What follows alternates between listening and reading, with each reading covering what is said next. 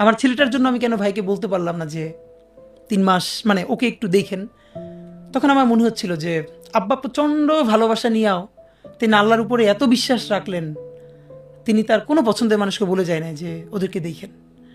তা আজকে ভাই আমার একটা মানে খুব মন ভালোর মধ্যে মন খারাপ লাগে কখন জানেন, যখন দেখি এই ইনসাফের সংগ্রামে তুমুল স্লোগান দিচ্ছি, মানুষ আমাদেরকে আদর করে এক কাপ চা নিয়ে আসতেছে বা একটা রুটি খাওয়াতে যাচ্ছে, মাথায় আদর করে দিচ্ছে। আমার দূর থেকে মনে হয় যে আব্বা অনেক দূর থেকে দেখে হাসতেছে। আমার জীবনে খুব তৃপ্তি হইতো যদি এইটা আব্বা কোনোদিন প্রকাশ্যে দেখতো, যে তার যেই ছেলে মেয়েগুলোর জন্য তিনি প্রচণ্ড কষ্ট নিয়ে মারা গেলেন শেষ পর্যন্ত, কিন্তু কাউকে বললেন না, তার ছেলে মেয়েগুলোরে আল্লাহ দেশের জন্য কিছু করার হইলেও সুযোগ দিছে।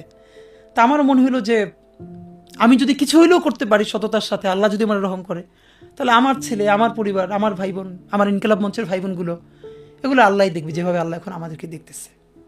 সুতরাং কারো কাছে আর কোনো প্রত্যাশা নাই।